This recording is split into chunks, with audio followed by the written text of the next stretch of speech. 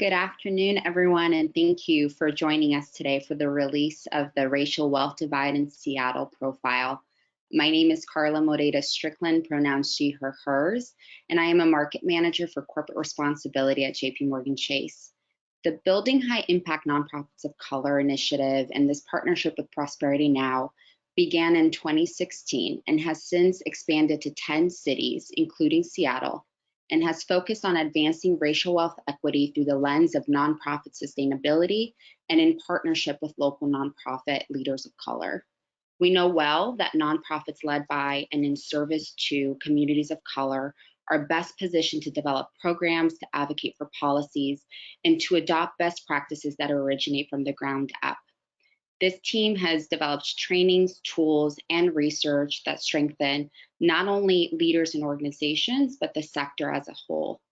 And through the years, we have also witnessed how this data-driven approach to this initiative has been instrumental in building momentum for more work across the country that explicitly address the racial wealth divide, that weaves together history, data, and community-driven solutions. And we're so proud to support this work, and today to go deeper on what it looks like in our community. I'm very thrilled to introduce the Prosperity Now team, who will walk us through this research in today's discussion. We have Lillian Singh, who's the Vice President of Programs and Racial Wealth Equity at Prosperity Now, and Ebony White is the Director of the Racial Wealth Divide at Prosperity Now. We're really grateful for this duo, and I also want to thank the cohort leaders who have dedicated their time and commitment to this initiative despite the many demands on their bandwidth and resources. And also a special shout out to Maddie Santana, who is the Program Associate at Prosperity Now and has worked her magic offline to make sure that this initiative is successful. So thank you all. And with that, I'll hand it over to Lillian and Ebony. Thank you.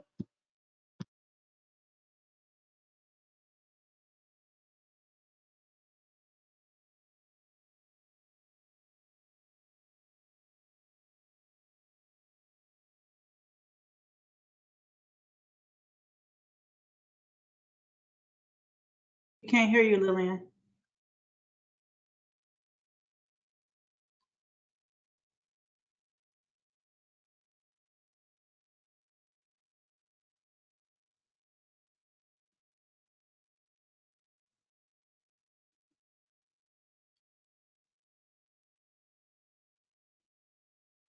Still can't hear you.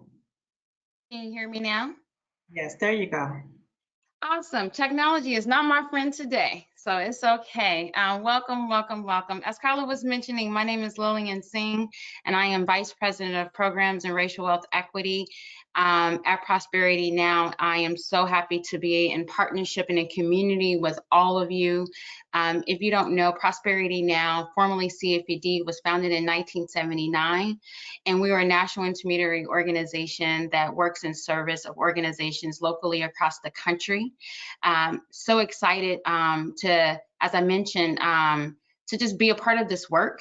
I came to Prosperity Now in 2015, and it was frankly because of JPMorgan Chase and our leadership at Prosperity Now during that time, wanting to make a very clear commitment to partnering with and servicing organizations led by and serving people of color across the country.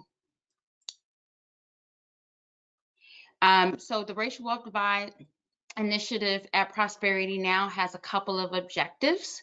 Our objectives at Prosperity Now really is to think about how we build an understanding of the intersection of income and assets and inequality for local nonprofits. And we've done this, as Carla mentioned, through this project alone over several cities. But the Racial Wealth Divide Initiative, because of the investment, we're currently operating across 11 states and 16 cities and serving over 100 nonprofits of color. We serve those who have been historically and systematically marginalized.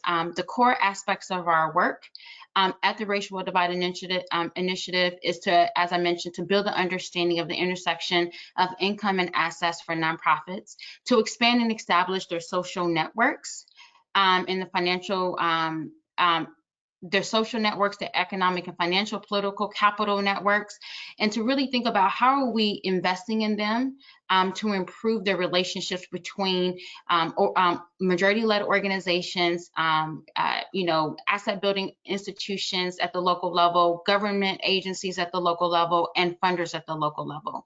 Our goal, right, is to prepare and equip these leaders who we deem to be leaders in their own right already, so that they can actually have seats and dialogues at tables, right? They get to set the agenda at those tables. And that is our goal in working with these organizations. Next slide, Maddie. And we operate with three principles, right? Three principles undergird our work.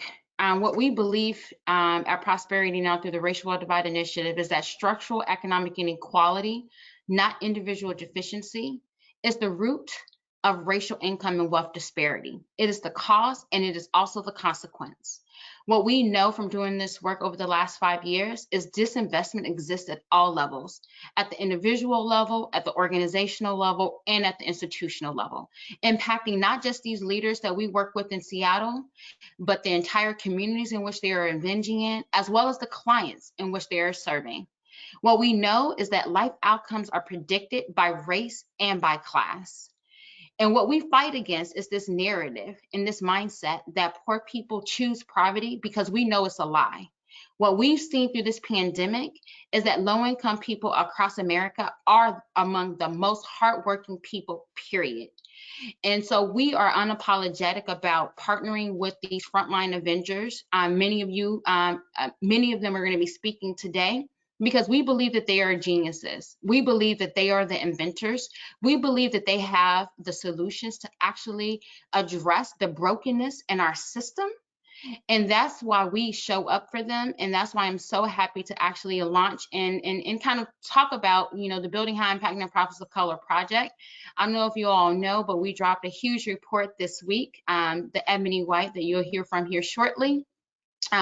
Is the chief implementer of this project. And what we believe about our theory of change in this work, right, is that if we actually look to identify nonprofits who we know are already on the front lines, who we know are already ready for investment, go to the next slide, Maddie, who we know is already on the front lines and ready for investment, we then can empower them, right?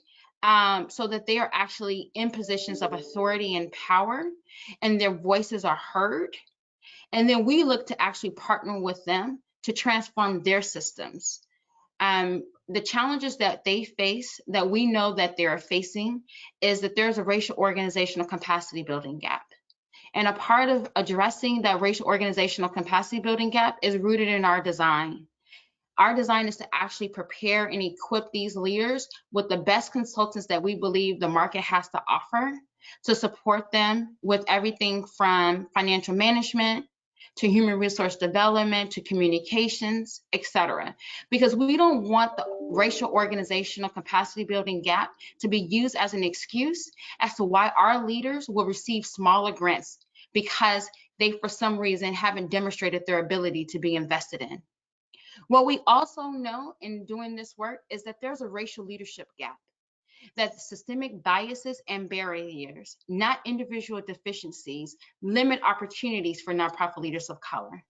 So we fight against that in this design. And we're so happy to actually partner with these leaders who, unfortunately, but fortunately in some cases, right, they start off as number twos in our organizations, and then they're then promoted, or they take other jobs to lead other agencies in their ecosystems. So we know for a fact that the racial leadership gap is not a real one. And the final issue that we work with our leaders on is the racial funding gap. What data tells us, unfortunately, is that millions of dollars hit the streets from philanthropy each year, but only 10% of those dollars are actually invested in our organizations led by and serving people of color. So a part of our work effort here is to make sure that we expose the funding gap, but we also work with our leaders to actually strengthen their financial institutions so that they can actually serve the clients that they're looking to serve in their ecosystems.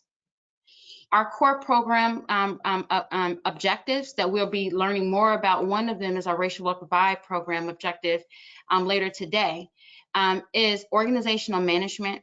We work with our organizations, as I mentioned, to debunk this idea, this deficiency framework that they don't actually have capacity to lead. The other thing that we work on with our leaders is our racial equity lens.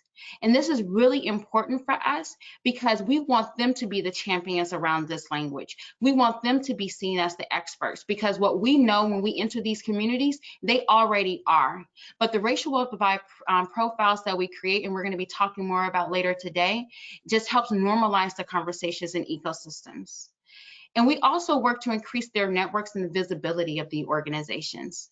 Oftentimes they're overlooked, they're overshadowed, and our intentionality about making sure that we have events such as the one that we're experiencing today is to make sure that we hear from those on the front lines and we see them as experts and as centers of solutions. And finally, our final design is to really increase their funding. We have a responsibility to keep the doors of these organizations open because what the data tells us is that these organizations led by and serving people of color not only are more likely to hire people of color, but they're also more likely to serve clients of color. So that is our institutional investment. And I want to thank JP Morgan Chase for being our partner in crime over the last 5 years. This is our 6th year of engaging. And now I'm going to turn the floor over to my partner in crime here at Prosperity Now, Ms. Ebony White, because today we're going to hear from these 5 organizations who are game changers and changing the game in Seattle, Washington.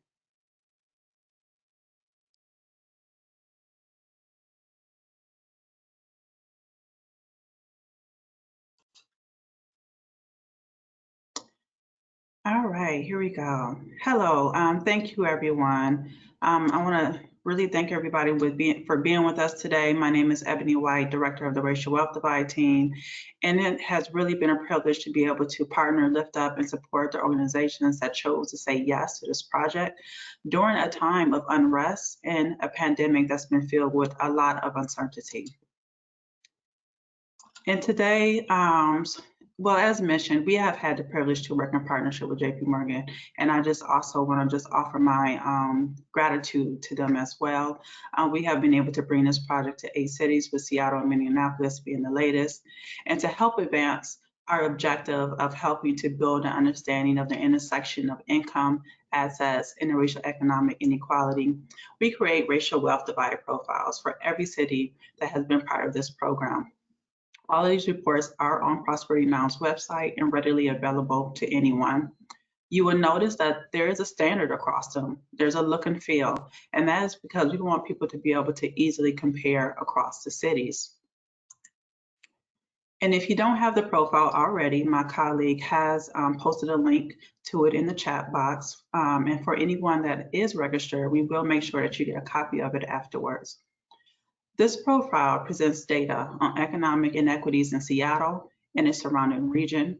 You can make comparisons across race within the context of the city, King County, Seattle Metro, Washington State, and the US. These statistics may seem overwhelming for some and not shocking for others.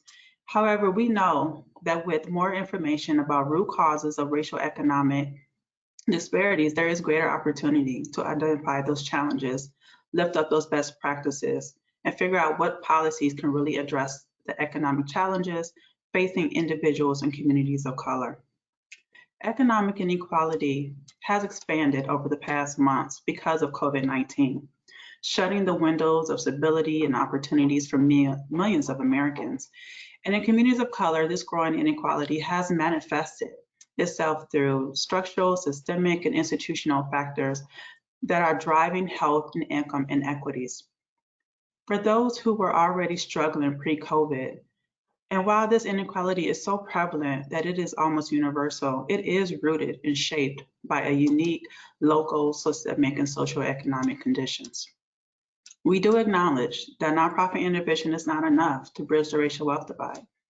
But I do believe that it's an important factor to ensure that organizations that are in close proximity of communities that know and understand their story, they know their truth because it's their truth, and they include staff from the community that are positioned for longer and more sustained impact. So during my time with you today, I will highlight key factors and data points that are in the report. We don't have enough time for me to discuss intimately what's all in it. However, I do want to make sure that you all understand the framing and the report format. We began by providing a general overview of how Seattle compares to the US. And in this report, we discuss current events such as the pandemic, what industries impacted the city's economy, and lift up key data points such as median household income, unemployment rates, and business value to just help tell that story. And we also believe that having that historical context of your city is an important factor for you to do better, to not repeat mistakes, and to fully understand how and why the racial disparities that's fueling what you're seeing today is happening. And this is all broken down by immigration, discrimination and racial segregation, housing, homeownership, redlining, public health, and COVID-19, which is a new one that we added due to the pandemic. On page 5, you will find infographics that can be used also as a one-pager, standalone. People need different ways to communicate data, and sometimes infographics are easier for folks to digest. All of the data points, sources, and definitions of key terms are on pages 10 through 13, and most of this data is sourced from the census from 2018. And lastly, you will find an overview of the Building High Impact for Nonprofits of Color project, as well as some descriptions to all of our participants and links to their sites. I ask that if you hear something from one of our leaders during the panel that will follow me, that you connect with them directly to learn more about how you can be connected to the body of the work that they're working on. This report is meant to be a conversation starter, a way to educate and advocate for your programming and the client's needs, and to amplify the lived experiences of the residents. What it is not, there is data that may be missing for you. There may be more relevant data. For example, the majority of this data is from 2018. We know that with COVID, the data is much worse today. There is data that is missing for some groups due to the lack of information being captured by the census. So it's not a complete story, but it definitely provides a strong foundation for you. So moving forward, the first thing that I'm going to talk about is population and asset poverty. Seattle appears to be a prosperous city, and compared to most national economic indicators, households overall in Seattle are faring better. However, when comparing Seattle's white residents to residents of color, we see massive income and wealth gaps. Seattle is a white majority city representing 65%. Countless families have depleted what little, if any, savings they had due to the pandemic and the economic crisis we are in. Black and brown communities are more likely to be unemployed at higher rates than their white counterparts, and as a result, they are slower to rebound from those job losses. We see that 41% of households of color are in liquid asset poverty. And the liquid asset poverty means this is the percentage of households that don't have 3 months of assets or savings to survive in the absence of an income, which is roughly about $6,275 for a family of 4. This is definitely a concept that has become well known over the past year. The percentage of Black households, 33%, and Latinx, which is 27%, with zero negative net worth is almost 2 times that for white and Asian Americans, meaning they owe more than they own. This could be the combined impact of credit card debt, student loan debt, and stagnant wages. White residents in Seattle make 3 times more than Native Americans and 2.5 times more than Black residents. What's interesting is that Black households in Seattle earn close to the same as the national median for Blacks, but those dollars don't circulate. They circulate far less given the high cost of living. Many would argue that Latinx residents are doing great. While they are trailing behind white and Asian Americans, they are making far more than the Latinx nationally, a little over $64,000 compared to $46,600. And this is an area where I would say additional data would be helpful. It would be interesting to see just how many of these households are representing intergenerational multifamilies. On a later slide, you will see that Latinx families' home ownership rates are very low, and they're on the bottom where Blacks are, despite having this advantage. And nationally, Latinx are almost 2 times more likely to own their home. We also see that uninsured healthcare was an in this report, which, like I said, mentioned, was an added data point due to the pandemic and its impact on residents' public health and overall being. We see that health, wealth, place, and race are linked and mutually reinforcing indicators. Households of color are twice as likely to go without health insurance. And what the COVID-19 crisis has really underscored in Seattle and across the nation is that people of color are at a higher risk of contracting and dying, not only from COVID-19, but from other pre-existing conditions. Studies show that there are multiple forces behind these disparities, including the fact that people of color are disproportionately represented among essential workers who cannot perform their jobs while sheltering at home. They're more likely to live in multi-generational households that can increase the risk of exposure, and they just lack the access of quality health care. So in order to move forward, you should want to understand the history and the unique situations that have really shaped and led to the disparities that exist. There is too much focus put on individual behaviors when we make people the problem rather than focus on the conditions that have created these economic and social problems. We indicate that the solutions lie in managing people rather than fixing the policies, the environments, and the systems that are racialized. Racial discrimination and segregation in Seattle dates back to the early 1930s.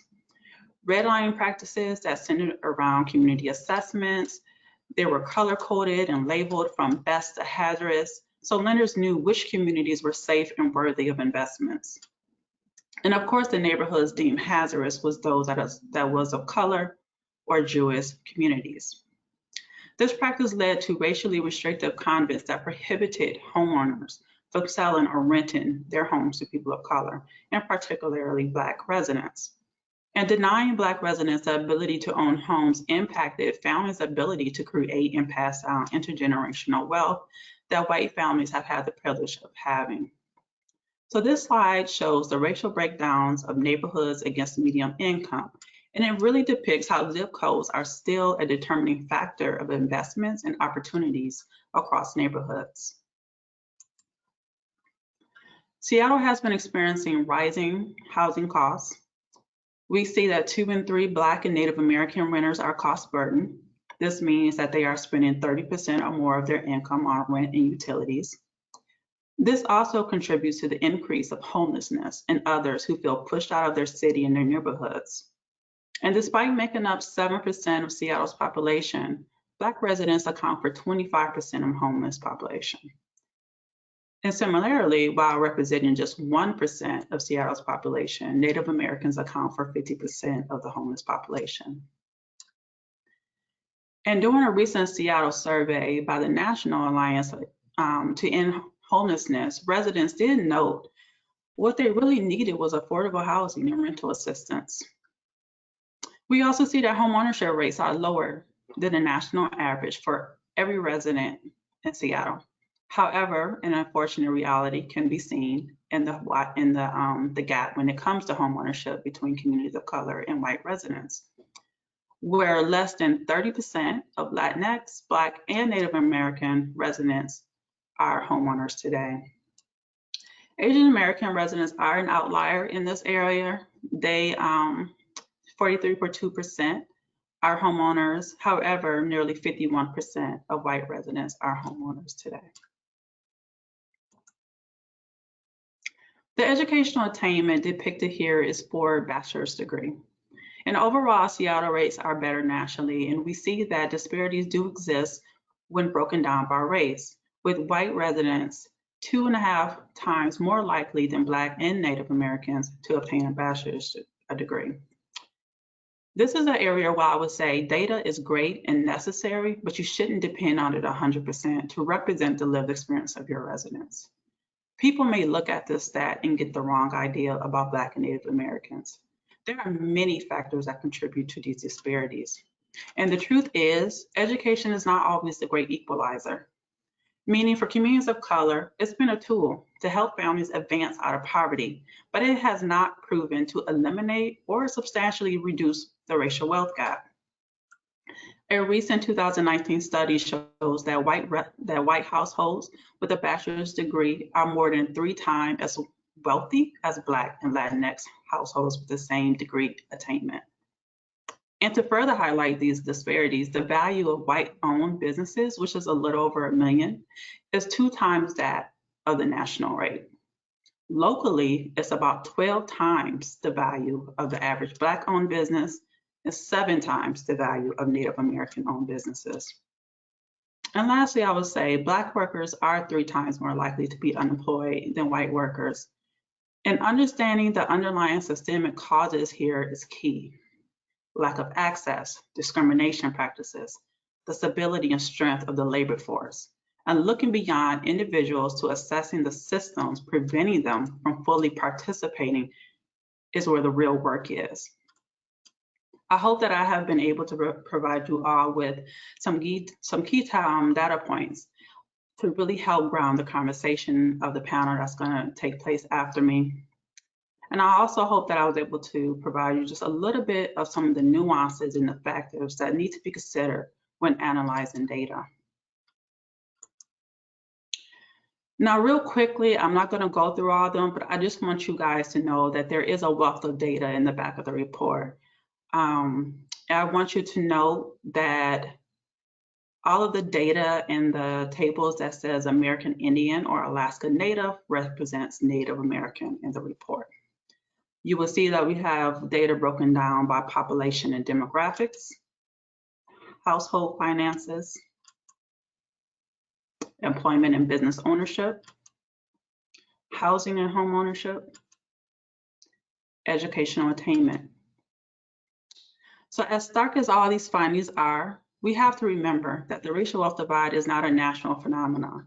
Rather, it's a natural result of public policies throughout our history that have either purposely or thoughtlessly designed to widen the economic gap between white households and households of color, and between the wealthy and everyone else. And so if we're going to be able to tackle this head on, then we're going to need to leverage existing policies and systems from education to banking to social services that can build up the economic standing and wealth building potential for households of color of low wealth. And we also need to create some new policies and systems that can do the same. Unfortunately, I don't have time for questions, but I will be responding to any questions in the Q&A. So please feel free to send me questions throughout the rest of the event, and I will make sure to get back to you. Now we will transition and hear from our local leaders on where we go from here. So I would just like to do a quick introduction. We have Trayana Holiday, Community Builder for Key County Equity Now. We have Joaquin Garrett, CEO from Africatown Community Land Trust, Michelle Merriweather, President and CEO of the Urban League of Seattle, and BJ Stewart, Chief Operations Officer of Urban Impact. Thank you again, and looking forward to this great conversation.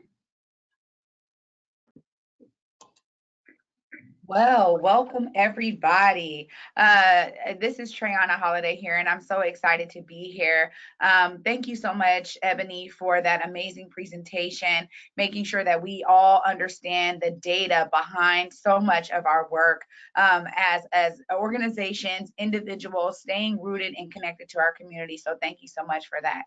I'm gonna start as an opener and just say, you know, working with this group, particularly building high impact nonprofits of color, and that program has been very essential for the organization of Africatown Community Land Trust, as I'm sure as it has for all of our panelists that you'll hear from today. Literally, our work expands the spectrum of so much of the data that Ebony just went over. We realize it's important for us to all have our stake in this and make sure our community voices are really heard with regard to how we're going to change these metrics and increase equity and the numbers in terms of all of the data and us getting the wealth that is really needed and closing the racial wealth divide. With that, I'm going to start off with the questions that we have for the panelists here. And the first question to you all is, well, she already introduced you guys, so I'll just go with the questions here. First question is, you know, how will resources be shifted to bring about impact and stay rooted in equity? And I'll start with you, BJ. Yes, can you hear me okay, Trayana? Yeah, sound great. Yeah. Thank you. Well, one, just want to thank Prosperity Now for inviting me to represent Urban Impact on this panel. It's been a pleasure, and it's also been a pleasure, Triana, as you indicated, to be a part of the cohort building high impact nonprofits of color and really investing in those nonprofits that are serving the under-resourced communities here in Seattle. Let me just answer that question by saying, you know, during the pandemic and during the recent civil and racial unrest, it was organizations like Urban Impact, and our mission, Urban Impact's mission, is to break the cycle of social, material, and spiritual poverty and building healthy neighborhoods.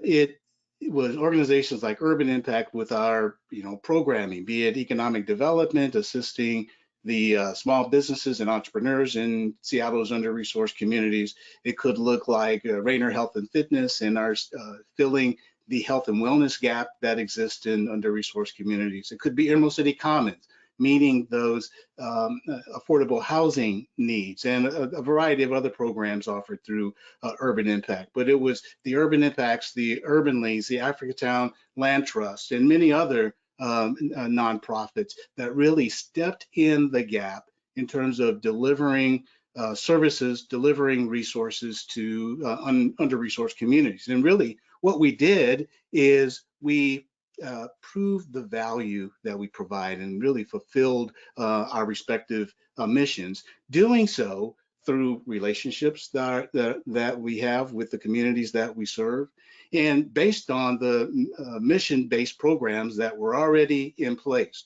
So let me just say that in the very short term, when you look at it from kind of an emergency response perspective, I will say that at least Urban Impact, and I understand several other nonprofits, have benefited from a resource perspective, and there's been a great community response in terms of supporting organizations like Urban Impact. The real question is, what's next? You know, how long is this wave of emergency relief going to last? And the reality is that organizations like Urban Impact are under a great deal of our sustainability is uncertain, because before the pandemic, you know, we've survived very graciously through our donor community and those who have contributed to our organizations. But the reality is we didn't have a lot of reserves. We were, you know, not literally, but close to living hand to mouth,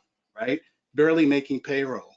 So organizations like Urban Impact need investment. And I don't really have the answer to your question, but I do know that there's an opportunity. We have an opportunity to co-create what is next in terms of establishing an equitable distribution to sustainably fund organizations like Urban Impact, the Urban League, and Africatown Land Trust. That's a great answer, BJ. Thank you so much. I'm going to repeat the question for you, Michelle, so that you can have it. But basically, how will resources be shifted to bring about impact and stay rooted in equity? Absolutely. Thank you, Triana. And you look absolutely wonderful today, I have to say that. And as always, of course, but I also want to share both of your gratitude to the Prosperity Now team and for bringing us together and doing this work. It's been certainly life-changing for me as a leader, and certainly for the organization as we figure out, as BJ stated, a sustainability plan for as long as the Urban League is necessary to respond to the needs of community. My hope and the work that we all work towards is that there is a shared prosperity for our communities, to where our organizations aren't necessary or can do something else that supports communities. So for me, the shift in resources starts with the collective desire to do so, and not necessarily by us on the front lines doing this work, but those that have the power and sit at the tables that make those decisions and hold that influence. Their desire to shift those resources intentionally into community, and not just hand out, but having us collectively, as BJ stated, at the table, making those decisions to that impact us and those that we serve and those that we represent. So if folks are at those tables and looking at those decision-making tables, those power-moving tables, and everybody looks like them and everybody has the same wealth and prosperity as them, we're not going to get there. But if we start to shift those tables and expand those tables, and folks that are currently sitting in positions of power start to realize that that power must be shared, especially amongst Black and Brown people, and that our voices are lifted up and our solutions are lifted up and allowed to scale, we can get there. But it has to start with that collective mind shift and the desire of everyone to see that to fruition. And it also starts with ownership. As Ebony pointed out, we can't simply be renters and workers and expect that there'll be a shift. We have to shift in that power structure and that dynamic, and it starts with ownership. And we also have to shift in how our kids are learning.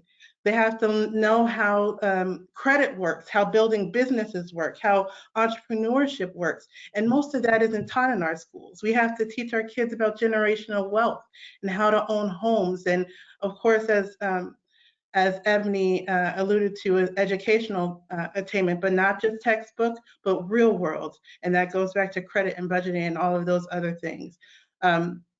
It requires that our future generations know that their lives matter, that they are the leaders of the future, and that multiple streams of income and physical and mental health also must be rooted in making impact and shifting that wealth and that equity. And at the end of the day, as we all know, systems and structures that are in place that never included us have to truly be rebuilt, dismantled and rebuilt, that are truly inclusive and reflective of community.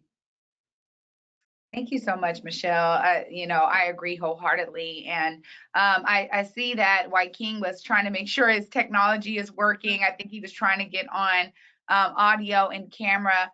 But working so closely in working, really launching my community career at Africatown Community Land Trust, one thing that I'll say to try to add to some answer from our perspective over at ACLT is very much what you guys are talking about. I think it's a multi-pronged approach. And so much of it really is rooted in ownership, like you just said, Michelle. I think that, oftentimes one of the things that unfortunately ends up happening in this work is sometimes, we're trying to treat the symptoms instead of the root causes of the issues. And I think it's important that we share that knowledge and education within our communities, because ultimately a lot of the things that we do at an organizational level, the way that you actually impact communities is by giving them that knowledge, is by holding those teach-ins, holding information sessions so they can understand the importance of your work at an organizational level, so that they can then begin to see themselves. And this is something I'm saying every day, just about see yourself as a part of the solution. It can no longer be led up to the leaders of these organizations or the organizations in and of themselves, but that as individual constituents of our city, individual constituents and residents of our county, that we really take on what we can in terms of how do we become a part of the solution. And I think so much of it is about dismantling what has not been working for majority of our communities. And again, going back to what the data showcase, we need to be able to function and work in a way that dismantles a lot of the systemic oppression that has kept us from having those high impacts in our communities, that has kept the guise and the modicum of equity off of the table. And I think it is exactly what you guys have been talking about. It is about that representation. It is about the collectivism of our organizations. It is about understanding the power that we actually carry when we do have collective voice, when we do bring people into the solutions that are going to then be beneficial to them and the things that really matter to them. When we start to say, it is also on you all as individuals to bring your voices to the table so that we can design solutions together that are going to be more impactful for your lives. And so that's one of the things that I've really experienced experienced from ACLT on over to King County Equity Now, that ultimately when we actually empower individuals to be a part of these solutions, when we give them the opportunities to open up and bring their brilliance into our organizations, helping us be guided, right? Because just because we're at these organizations doesn't mean we know it all. Then we really have to be able to, I think, sometimes rest on the brilliance of our individuals that we're actually here to serve. So, Joaquin, we will give you time. I hope that he can get, I don't know if your audio is on yet. Can you hear us? I think his audio was trying to get on. I know he was looking for the spaces, but we can always bring him back in. I'm going to move on to question 2 here, and that is, what is it going to take for us to get prosperity now for Black, Indigenous, and people of color communities? I'll start with you, Michelle.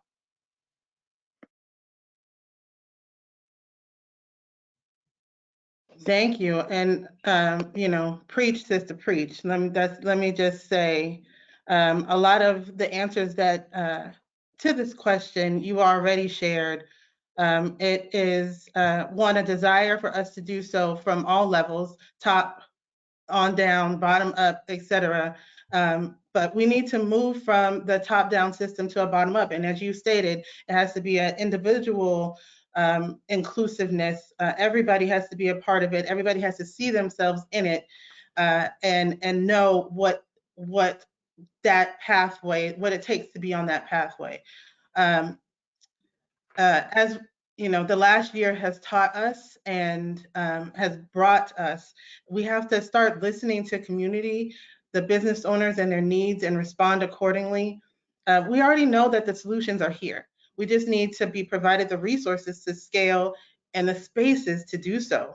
I mean, I think of the things that came out of and the shifts that have started to happen over the last 6 to 9 months. The Black Brilliance Project, King County Equity Now, the Black Future Co-op Fund.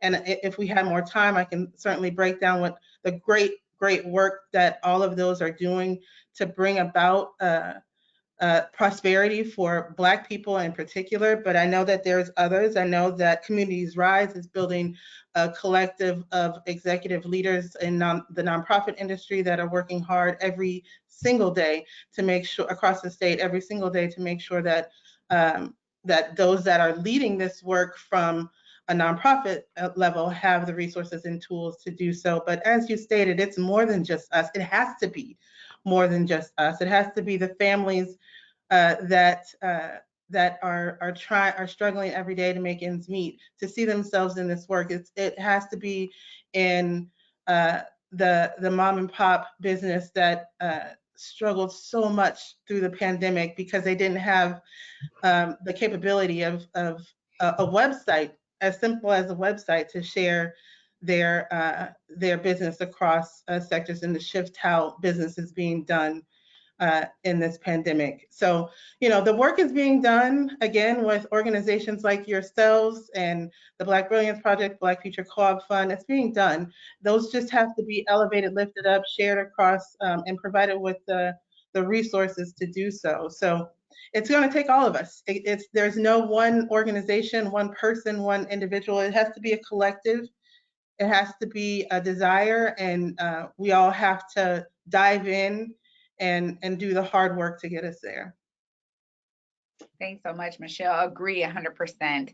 I love that so much of what we're all saying is a real convergence, right, of these ideas, because when we're on the ground, we get it from that perspective. BJ, I will repeat the question for you as well. What is it going to take for us to get to prosperity now for Black, Indigenous, people of color, I love to say global majority communities? Yep. Let me continue the theme. And that theme, and you know, Triana, you said it, Michelle said it, I'm sure Joaquin is saying it, although we can't hear him right now. The theme of inclusivity, the theme of being represented at the table, and that being equitable, the theme around power sharing. And let me just add another layer to that, and that is community-based or asset-based community development, right? We collectively cannot go to the table, you know, looking to fix a situation, looking to close a deficit. There's assets in our communities just waiting to be invested in.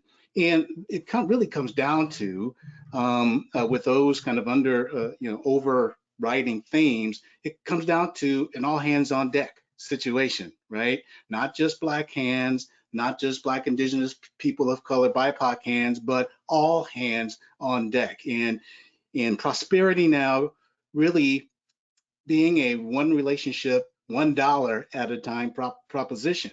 And let me just, kind of close my statement here under kind of three sub themes. One being one of understanding, second, engagement, and the third, everyone doing their part. So let me go back to the understanding. We have to understand that there is a racial wealth divide in Seattle, right? If I just go by the reason why I moved to Seattle with, Mount Rainier in the backdrop, and I've had the fortunate opportunity to participate in, I'll call it the mainstream ecosystem and economy, and I've benefited from that. If we just think that is all there is in Seattle, I think the racial wealth divide profile of Seattle paints a different story, and a more complete story in that, yes, there is a racial wealth divide here in Seattle. So coming to that understanding, and then that leading to understanding what the root causes of that is, and we've all kind of inferred it being not individual based, but systemic based, we can begin to address and attack those root causes. Engagement. It's going to take neighbors. It's going to take, community members.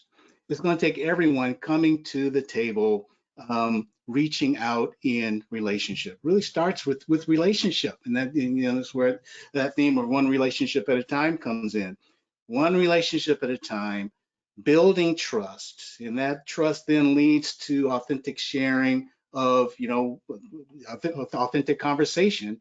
And then authentic conversations will then lead to, hey, what are the root causes, and what can we do about them?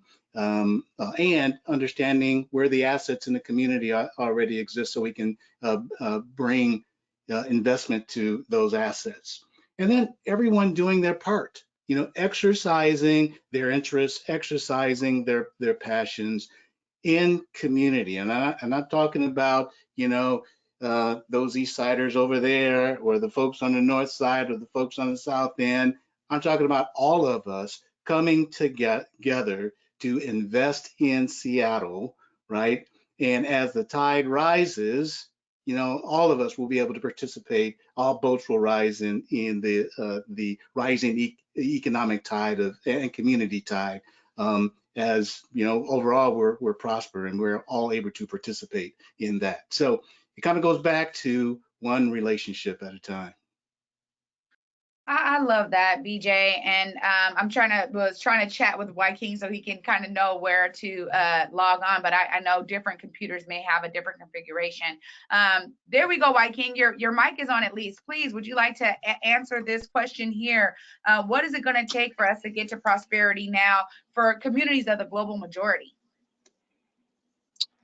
Sure, thank you. And wish I could see everyone, but I can't. But I think this thankful for the Prosperity Now report, which I think just illustrates the deep divide that has existed and persisted.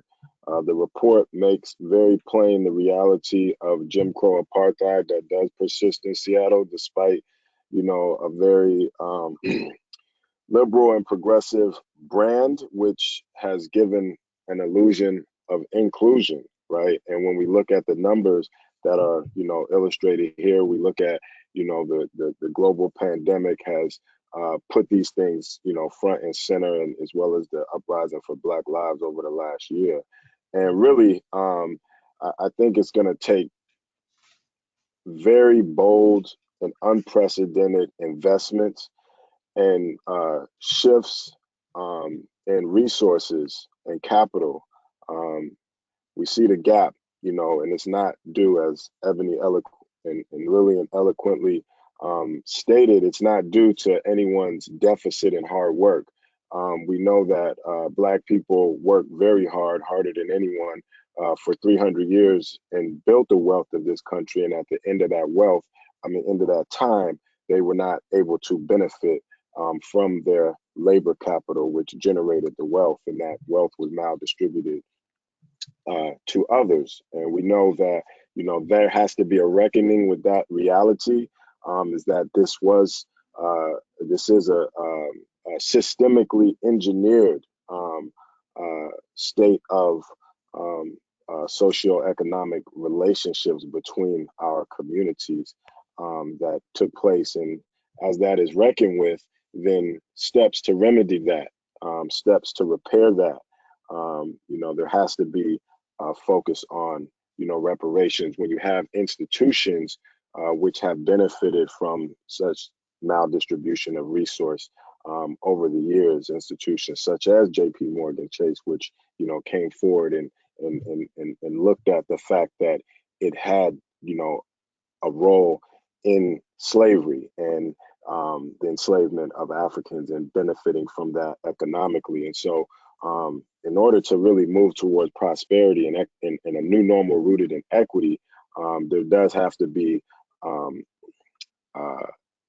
people have to show up. When you look at the public sector, the government sector, which has had a hand in designing policies and enacting policies in collaboration with the private sector. When we've heard about redlining, we know about redlining, we know what the book, The Color of Law, lays out. We know what laws such as HB 19 legislation in Washington State lays out the fact that previous practices and policies have caused this great divide, wealth inequality, income inequality. And to move away from that, we really have to, seize the opportunity across those sectors of public and government, corporate, philanthropy, to really transform the rhetoric of shared prosperity, inclusion, and social justice into reality on balance sheets, on income statements, on investments within this city. And I think Seattle does have an opportunity to rise and be a leader, as it has been a leader in many other innovations and developing solutions. And so I think that this is why a lot of the work that's happening through Africatown and King County Equity Now and others are focused on equity, measurable equity in terms of land ownership, in terms of investments in business, in terms of percentage of participation in infrastructure opportunities, and so on and so forth. These are the opportunities as we have a federal package coming down. We have to be looking at how are those resources showing up in Black organizations, in Black communities, in Black businesses, and in Black households. That's absolutely correct, White King. I'm so glad that you were able to get your mic working so you could join us. Thank you so much for these amazing answers, you guys. The next question here is, we do have isolated success stories, and how can we move along other small business owners who are struggling, and really how can we utilize our ecosystem to scale our work collectively in a systemic way? BJ, I will start with you on this one. Yeah, while we have some success stories, the reality is, and I believe this statistic comes out of UC Santa Barbara or UC Santa Clara, that nationwide, 40% of Black-owned businesses have shuttered due to COVID-19. So that's nationwide, that's over 400,000 enterprises. And about 200,000, about 50% of those will never open their doors again. So that's the stark reality that we're stuck with, even though we have some isolated successes, and through the stick-to-itiveness of some local entrepreneurs, they're even thriving here in this very difficult season. I believe what it takes is Seattle has a very thriving startup and small business ecosystem here. And what we need to do is to bring that thriving ecosystem to those neighborhoods, to those communities that don't have access to that ecosystem.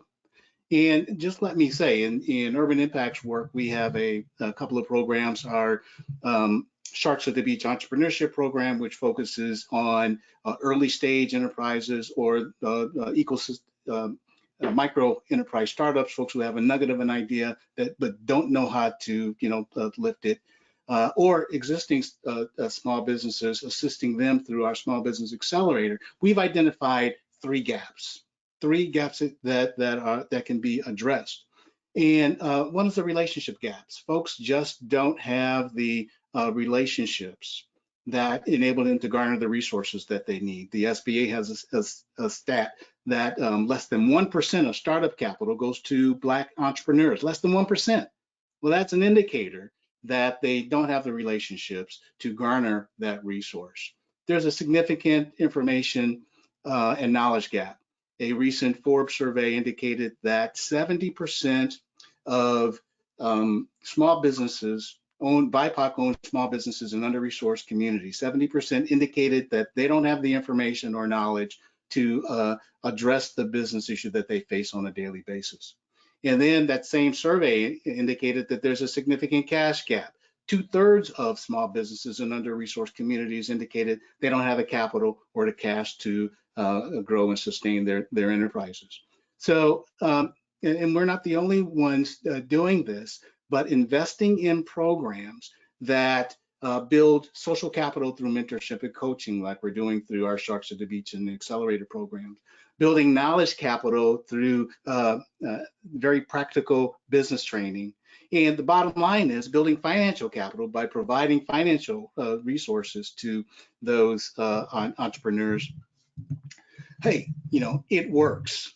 And let me give you some evidence that it works. Last year, in 2020, we worked with about 25 small businesses. We've doubled that to 50 this year. And do you not know that despite the 40% statistic nationally, that all 25 of those small businesses that we worked with last year are still in business? All of them are operating. Now, some may be operating on prayers and duct tape, but they are still in business.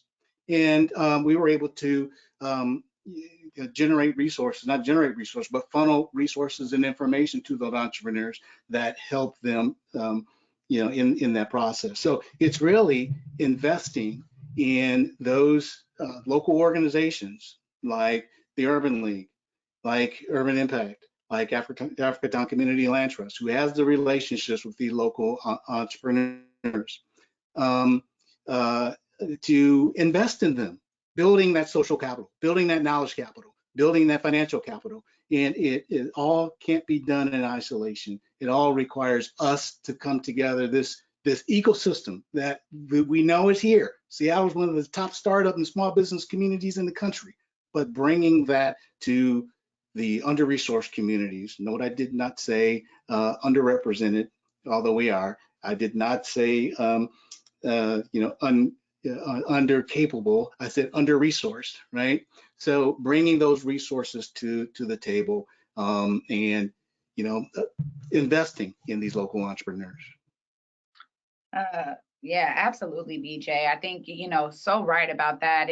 And clearly there's a great investment that is needed. So thank you to all of your work. And it's a great time. Anytime we can celebrate a success where those 25 businesses are still holding strong throughout the pandemic. Congratulations on you and Urban Impact's efforts there to make sure businesses are resourced. I'm going to come to you next, White King. I'm going to repeat the question for you. We have isolated success stories, and how can we move along other small business owners who are struggling? How can we utilize our ecosystem to scale our work collectively in a systemic way? That's a great question.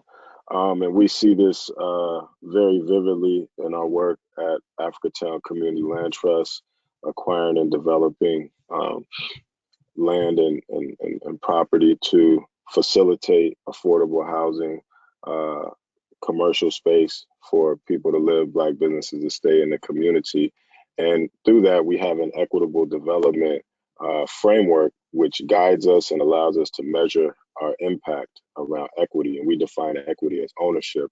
And our goals are to maximize the participation of our community, the targeted impact community, in the development of these, because these affordable housing development projects and development in general are, you know, $40–50 million projects each, which provides a lot of economic opportunity in terms of contracting opportunities, the architectural firms, you know, workers, et cetera. And we want to maximize participation of the community, building with and not building for the community.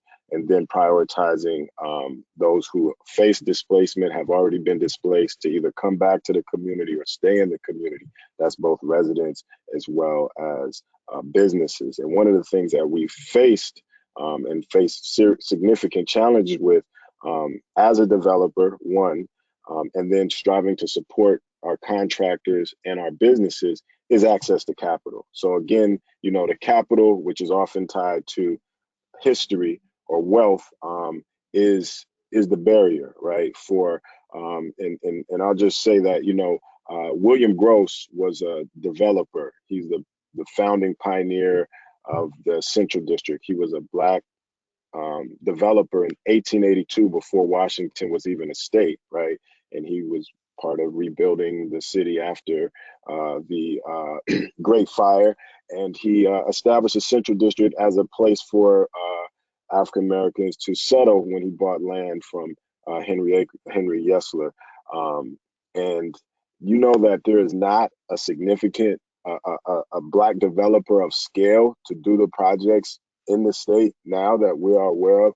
We have challenged finding Black general contractors, and the issue is always back to access to capital. When we prioritize commercial space for businesses that have been in the community, you know, coming into new construction, the tenant improvement costs, once again, a barrier to capital. So I think when you ask the question, how can we move more of our businesses along, the solution is, again, access to capital. And this is why we brought forth and are building and standing up a $1 billion fund, which government, private sector, philanthropy can all participate in, because time and time again, yes, there is some intellectual capital, knowledge and business development strategies that will be needed in the community to help businesses scale. But there is also just an access to capital issue, which prevents a lot of businesses from getting to the next level.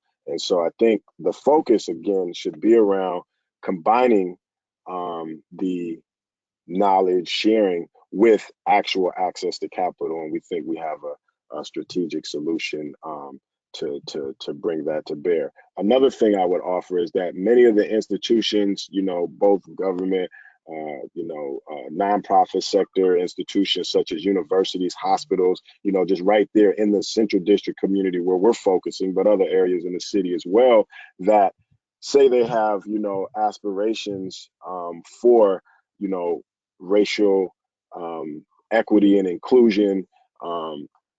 They are also customers. So, you know, looking at the vending, the purchasing practices of institutions and governments to support, you know, such businesses, smaller businesses, community-based businesses is another, because obviously any business needs revenue.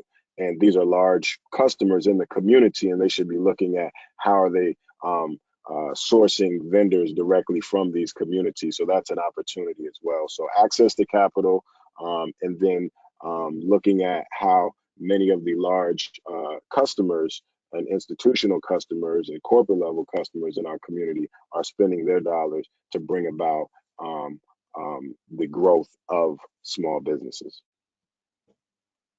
Great answer, right, King? And just, you know, I'm agreeing with everything that everyone is saying. I think that those are really two valid points there, and we know our businesses really do need that. I'm going to come to you, Michelle. I'll reread the question. You know, we do have isolated success stories, and how can we move along other small business owners who are struggling? How can we, in our ecosystem, scale our work collectively in a systemic way? You know, I think BJ and Y King said it brilliantly. It is certainly access to capital and marketing. How can we have the tools to go to market to compete against our white counterparts and others that have had histories and generational access to capital and have that relationship with government sectors, private industry, et cetera, to market their businesses in an easier way. So it's marketing and access to capital, certainly. But I also think in addition to that, policies have to shift. There were policies that kept us out of the business practices and housing solutions and all of that denied us access to pathways to success. So now there has to be the policy to back up the great work that these organizations that are doing here today to allow for that scale and growth. So when it is in law, it is in practice, right? Just like, you know, slavery, just like redlining, just like everything else, that was written in law, you know? So now we need those laws that intentionally shift the power back and the support back to our businesses to enable them access to that capital, access to success, and be, you know, that law can be written in city, state, and on the federal level to ensure that our organizations and businesses have the access to capital and the tools that they need. But until we get there, organizations that have that capital, like the JP Morgans of the world and others, just need to be intentional and make it a law and practice within their own organizations to do that work. And you know, and it comes back to that relationship. If we know that JP Morgan is doing it, how can they hold their business partners and friends accountable to doing the same thing? If we know, you know, individuals within Seattle that are doing it, how can we ensure that they are sharing that knowledge and that resource and that information with others in their sphere of influence? You know, it only works if everybody is at the table and doing it, right? If you know, those folks in power say, well, I'm doing it, I can't, you know, I can only speak for myself. No, you have influence too.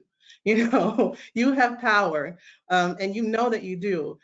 So make sure that you are putting the pressure on. You know, it can't just come from us. It has to come from the folks that sit at those tables with them to make sure that that intentional shift and investment is happening. So that's the only thing I would add to the brilliance that my brothers have shared to that question. Yeah, I love that you brought in the movement of policy. And one of the things I want to say here, specifically with regard to Washington State, is to really begin to define what that looks like on the ground level. When we talk about direct investment into Black communities and the fact that, you know, there is a law right now with I-200, right? You know, that there's something that's already in place to restrict that. I think that that's where the education comes in, when our people understand what that actually means, because sometimes it gets stuck in jargon when we're talking about it from a legislative perspective or a policy perspective, that the everyday citizen or those who are, you know, working and, you know, on survival mode don't understand oftentimes how those policies will impact their daily lives, whether they are looking to build a business or trying to have something as a home-based business or helping somebody start up something. I think that, you know, it's important to be educated, and for us to do some of that work around educating them on this is how this policy plays out on the ground. In particular, when we're talking about the introduction of new policy and reform, oftentimes folks are like, oh, I read the summary. Well, no, how does that actually play out on the ground? What does it mean for you in your lived experience? And how will this new language actually impact you? I think that's really important. So I'm really glad that you mentioned that, Michelle. I agree 100%. All right. Could I just add to those points that when the investments are being made, and this is where I will highlight, you know, the value of the Building High Impact Nonprofits of Color program, is that the money the resources that are invested into solving these problems in our respective communities should be received by organizations that are led by people from those communities, that are rooted and accountable, invested in those communities in a significant and proven way, right? That is another major area, is that even now when it comes to solving the problems, it's people that are not in the community or not necessarily impacted directly by the outcomes of, the proposed solution, that are determining where the resources go. And so that's another big aspect of equity, is having control over the resources that are supposed to impact our lives. And in other words, nothing about us without us. And I think that's another place of disruption of the, kind of status quo nonprofit industrial complex, is that, it's built up around, in another way, monetizing the marginalization of certain populations, and so on two sides, you have a kind of a double injury and a missed opportunity. Agreed. Great point to add there, White King. And I'm just loving all of you guys' responses. I think that I'm hoping the audience and our attendees are appreciating this, because really it's expertise at the table here, and talking so much about the collective nature and really building up our people to understand how to be a part of the processes. So next question for you all is, how do we transform to a post-COVID recovery? White King, I'm going to start with you on this one. Yeah, I think it just reiterates, the things that have been said. Obviously, there's a compounding, just like, compounding interest is supposed to, is like a great thing in this society, right? The other side is when you have debt and the interest is compounding against you. And so when we look at the compounding, impacts of centuries of, racist policies and practices, you have to move boldly in the other direction to begin to balance that out, to get to any semblance of balance, right? And so, again, we have to look at, specifically targeting those who have been put at the greatest risk, that are disproportionately experiencing the negative impacts, and bolster, right? And shift resources there, redistribute resources there to strengthen and make whole where damages have been done previously, which lead to increased vulnerabilities to things like the pandemic, or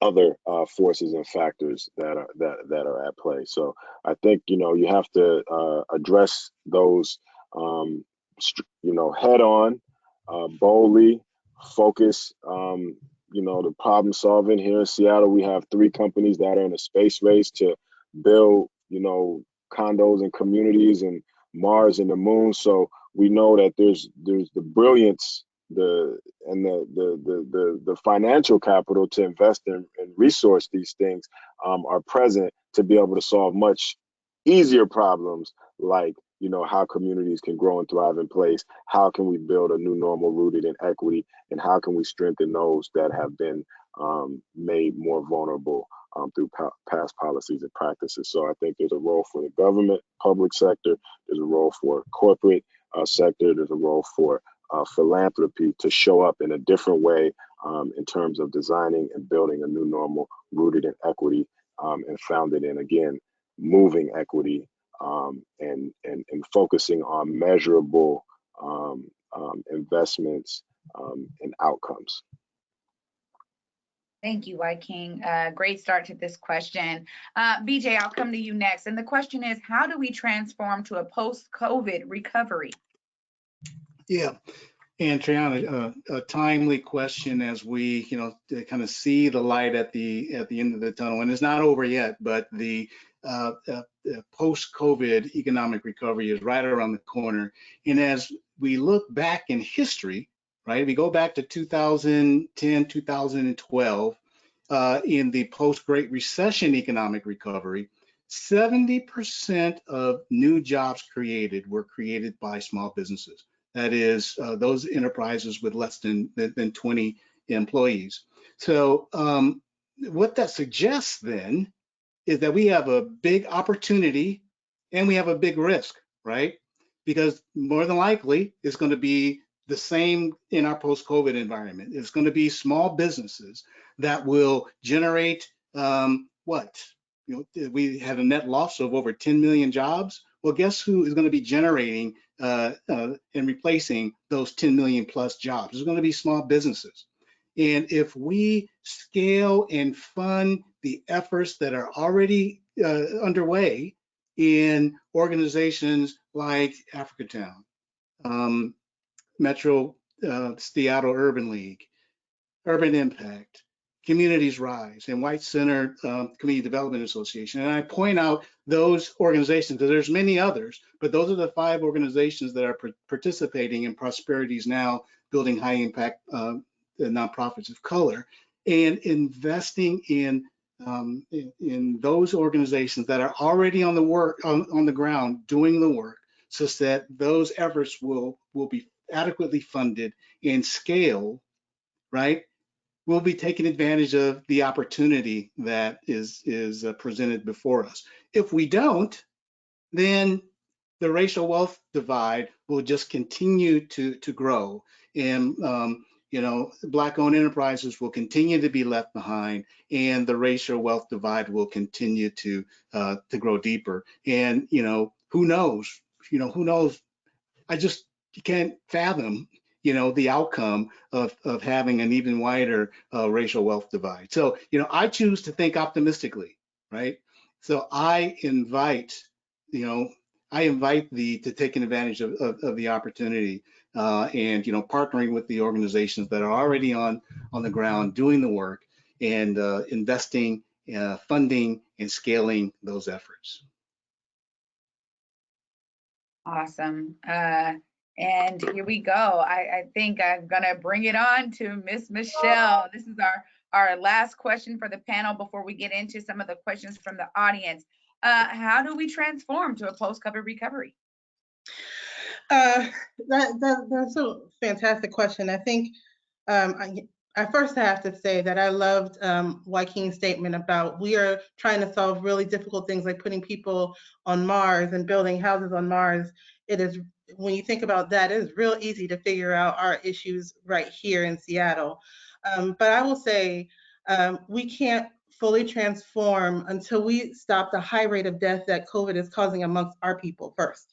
So we can certainly begin to plan for it, but until we stop allowing us to die, we won't get there. We won't be there to see the post-COVID recovery. So that's first and foremost. So we can't do that while ignoring our sick and disabled and those that are experiencing homelessness. We have to make sure that we have access to vaccines, and we're making sure that people are staying safe and healthy. And we also have to make sure that we're taking care of our babies. That was my first concern anyway, when schools started to shut down and close and we all went inside. Our kids are already being failed by our school system. And we already stated that educational attainment is important in the aspects of that, but the mental and physical health of our future generations have to also be first and foremost as we consider transforming to a post-COVID recovery. And then we don't know the full implications of those that haven't been able to pay their rent, haven't been able to work, and haven't been able, and their businesses are dying and failing, and likely, as BJ stated, won't come back. How can we support those folks? And again, I think all the solutions are in our previous questions and conversations, but as we look forward, we have to make sure that our future generations are prepared to take the mantle, which we all know that they are, but we need to ensure that the investment is in them and their growth and their support and their prosperity. And that means ensuring that it is happening right now so that they have something to carry the mantle forward with. And we already said it in the last question, we have to make sure that our Black businesses are allowed to thrive, and they're getting the support and tools and access to capital and resources that they need. And the only way this can be done is in collaboration. with relationships and collaboration, and the relationships have to certainly begin with us on the ground, but also with those that are in positions of power, and building genuine, authentic relationships with us. It is not just, you know, like, and I use Prosperity Now as the example. It is and JP Morgan Chase, it is so much more than just, here's a check, go do what you want to do. We'll take that too, certainly. But understanding us, being in relationship with us, being in community with us, and knowing the great work and the brilliance that is happening here, and investing in that, and not just studying us and saying, we got the solution, here you go, but understanding what we're doing and investing in that. And that takes genuine relationship. I would also add that we can embrace the disruption that's happened and look forward, but it's difficult to think about, 30 years down the line, or the global economy, global economic trends, when you're trying to survive for the next 30 days and make sure that you're not, you're not out on the street. And so there definitely has to be a focus on positioning our community members to be economically viable and sustainable in the developing economy, and where the world is going economically, and where the workforce is going economically. And also, we have to know that within the world that we live in, it's institutions that produce conditions that then produce people, as people are products of their environments that are produced by institutions. So we have to strengthen the institutions in our community. When you look at, again, at scale, we don't have significant institutions that are in our community, run by our community, that are addressing our issues. So we have to strengthen our institutions that are controlled for us, and by us, and responsive to our unique lived experiences and conditions, which are different from others, right? And so institutional fortitude is very important when we talk about moving towards increased resiliency in our community. Agreed. Great job, everyone, for those questions. We have about 2 questions in about 10 minutes to try to get through these couple questions. The first question here is, how can funders be champions of this racial equity data? And I'll start with you, Michelle.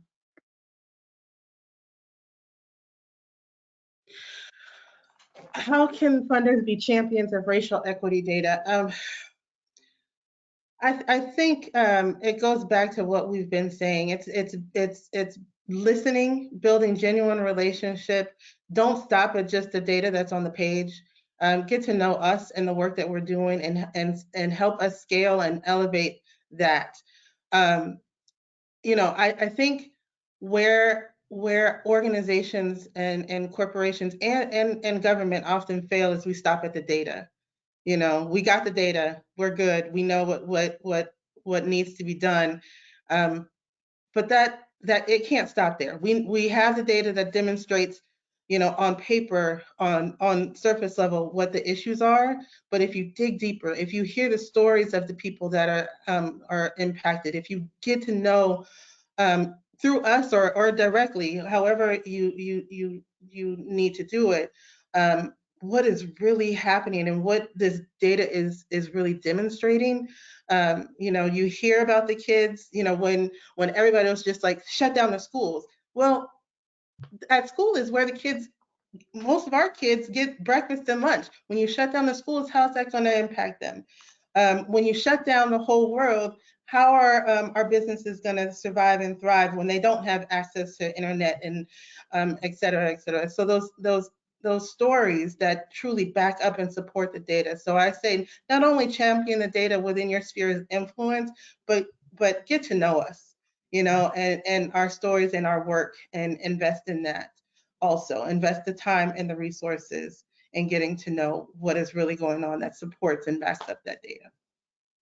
Absolutely. BJ, how can funders be champions of this racial equity data? Yeah, I agree totally with Michelle, and I would just add to that, not only being a champion of the data, right?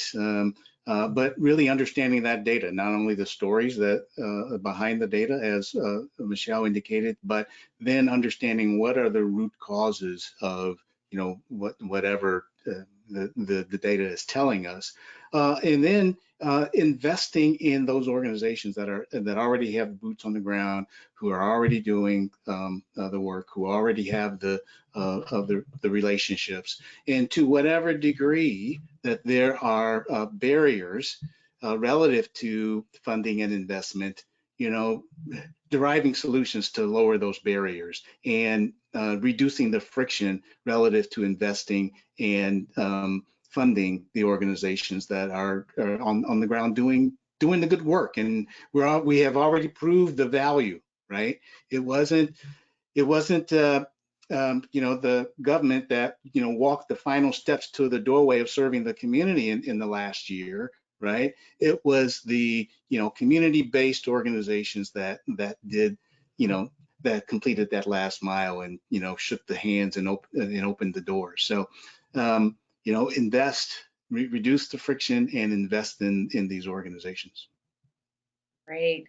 And White King, quickly, how can funders be champions of this racial equity data?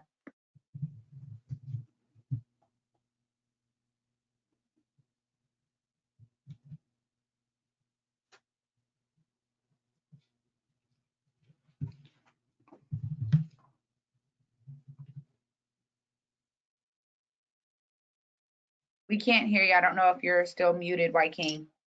There we go. Okay, can you hear me now? There we go. Okay. Yeah, so I would say definitely lifting up the numbers, sharing the numbers, you know, being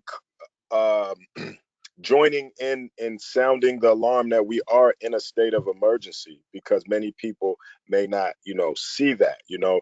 In the Kerner Commission, which was, you know, in 1968, following the urban rebellions and uprisings in that time, you know, clearly articulated that, you know, it was two Americas, one black, one white, separate and unequal. So, you know, 50, 60 years later, we're in the same position, but maybe people see LeBron James or Beyonce or Jay-Z or Barack Obama, and, you know, there's an illusion that of inclusion in the equity, in the wealth, you know.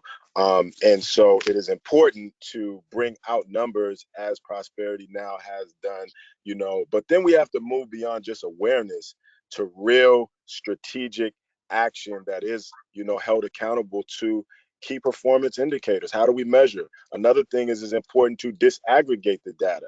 You know, when you just say BIPOC or POC or WIMBY, Women in Minority Business Enterprise, you could have a project that's 100% POC or 100% WIMBY and still have 0%, you know, Black participation, right? So it's very important to disaggregate the data, you know, and to keep that data at the forefront in terms of what is our current state of affairs. You know, is it, you know, is it a state of emergency? Are we stabilizing? Are we getting healthier, right? And so I think that's very important in terms of what people can do with the data. If you have constituents, you have mailing lists, you have platforms to speak, bring this information up so that others are aware, and the percentage of people who are, you know, sincere and want to bring about a change and are willing to, you know, even sacrifice. And that's something that is important too, is that, you know, sacrifice, you know, nothing's going to change if everything stays the same. So some things are going to have to shift from one side of the equation to the other side of the table for there to be more balance. Absolutely. A great shifting. And we have about 5 minutes, I believe, roughly, about 3 minutes. So try to keep this answer to about 1 minute each. I'll start with you, Michelle. How can we ensure that community voice is rooted in the solutions? Quite simply, listen to them. Put community first and forefront in anything that we do in response. If it's post-COVID, if it's building businesses, if it's our education system, putting community first, period. Great, nice and concise. King, how can we ensure community voice is rooted in these solutions? One is you go to the community. You deal with those entities that are reflected of the community, have a track record of being accountable and being present in the community. Those that are from and by the community. Those organizations have to be lifted up, and you can measure how community is being involved. So just making sure those that are most impacted by whatever initiative or policy or effort are at the forefront, right? And so I think that's important. Thank you. And BJ, how do we ensure community voice is at the root of these solutions? Yeah, Triana, thank you. And, well said, Michelle and King. And, the answers don't reside at Urban Impact or at Urban League or at Africatown. They reside in the community. So at Urban Impact, we employ an approach that can be described as asset-based community development. And that really acknowledges that, we don't, the solutions aren't in a notebook somewhere. The solutions reside in those whom we serve.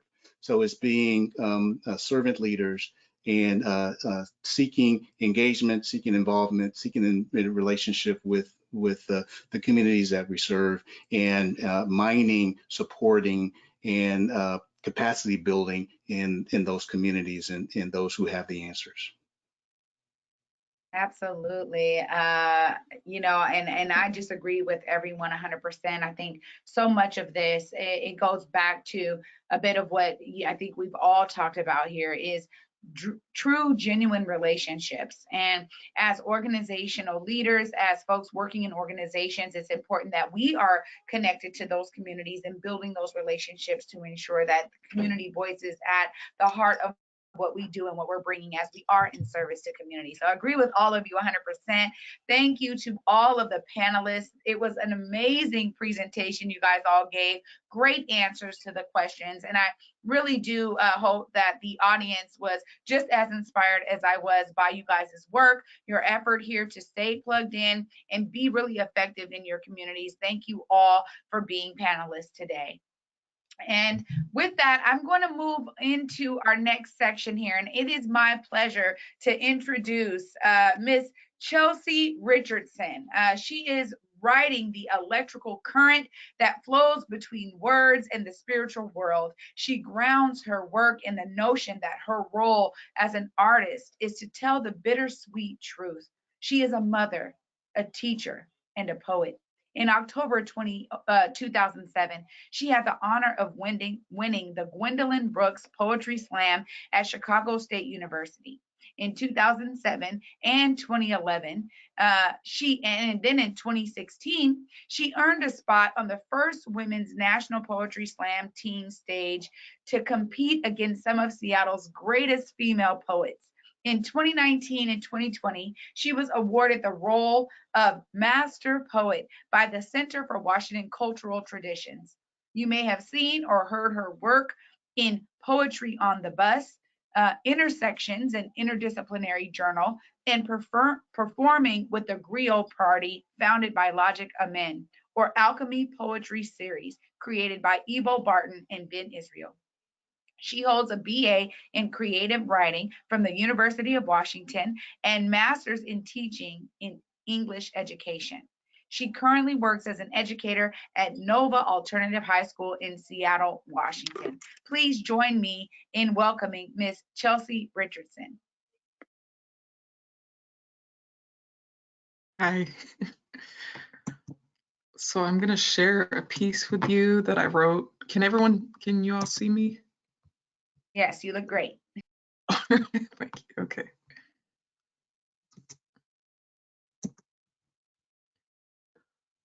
So this is a piece I tried to write for this particular event, and I hope it fits well. So here we go.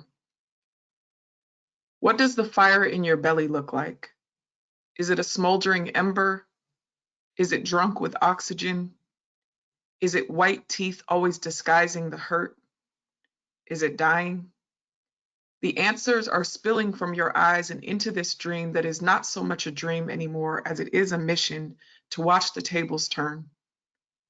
Are you letting the world stomp all over it? Is your body wrapped in smothering, smoldering flames?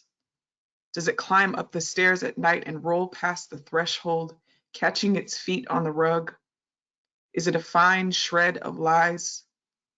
Is it laughable that you are on fire and that we are tired of constantly fanning off those lies?